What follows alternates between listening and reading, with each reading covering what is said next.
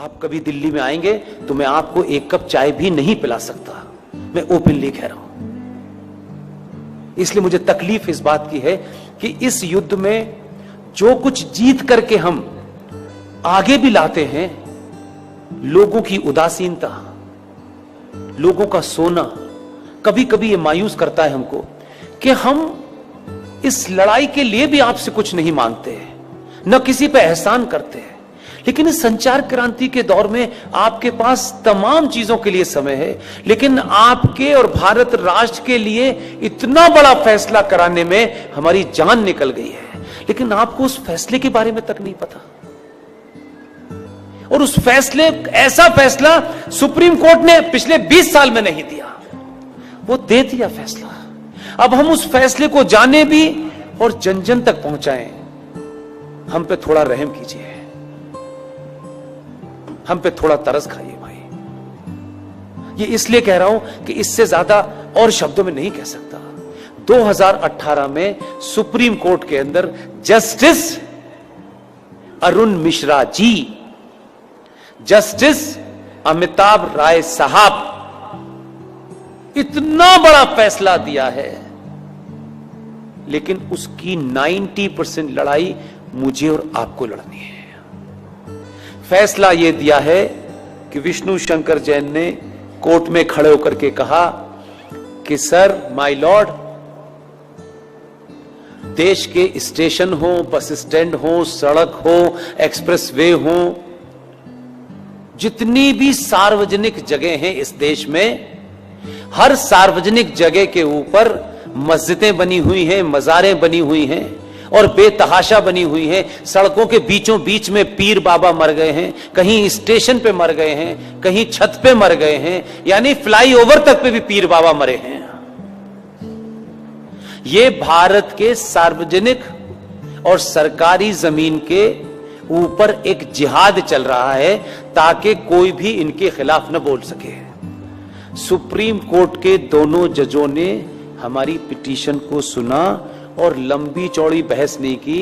हमारे सामर्थ्य के और हमारी जितनी ताकत थी, आप सोचिए कि हम किन किन चीजों से घिरे हुए हैं, उसके बावजूद भी यहां मजार है, वहां मजार है, इसका डॉक्यूमेंटेशन करने में हमने जितनी ताकत लग सकती थी लगाई। लेकिन हमारे पास ना इतना पैसा है कि हम देश में घूम घूम के यही काम करें। सुप्रीम कोर्ट ने एक फैसला दिया और फैसला क्या कहा है, उन्होंने रास्ता नहीं छोड़ा, इसमें अब कोई नया एंगल नहीं हो सकता। 2018 में माननीय जज साहब जस्टिस अरुण मिश्रा जी, माननीय सुप्रीम कोर्ट के जज साहब अमिताभ राय साहब ने ये कहा है कि राज्य सरकारें पूरे देश में अपने अपने स्टेट में जहां भी सरकारी जमीन पर इल्लीगल स्ट्रक्चर बने हैं, उन्हें तत्काल प्रभाव से डिमोलिश करें और इसकी रिपोर्ट हाई कोर्ट में जमा करें।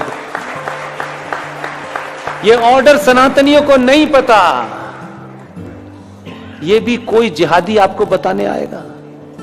आपको अपने फायदे की भी चीज पता नहीं है, शत्रु का भी पता नहीं है भाई, तो कैसे समझाएं? घर घर जाके समझाने की हमारे पास ताकत नहीं है।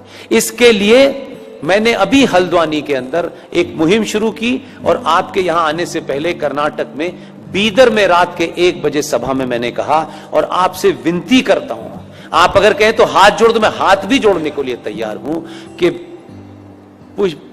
पुष्पेंद्र कुलश्रेष्ठ, क्योंकि वही एक चीज वेरीफाइड है और वेरीफाइड नहीं है। आप अपने शहर में जाएं, पिकनिक पे जाएं, आपको इतनी सेल्फी लेने की आदत है, अच्छी बात है। जहां भी जाएं, मजार आपको, मस्जिद आपको सड़क पे कहीं नजर आए, कार बराबर में रोकिएगा, उसके साथ बैठ करके एक सेल्फी लीजिएगा।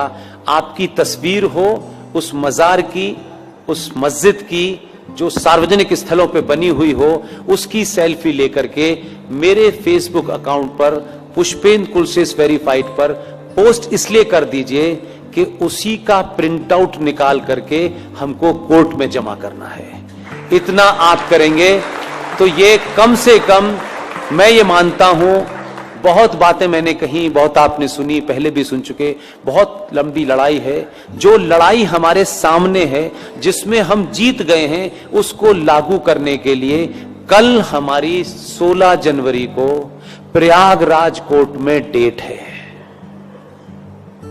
हम सड़क पे चलते चलते ये भी कर रहे हैं। इतनी तो कम से कम आप भूमिका निभा सकते हैं, अपने लोगों से कहिए निभा सकें। और इन तमाम सारे अकाउंट्स, चाहे वो पुष्पेंद्र पुलिस वी सपोर्ट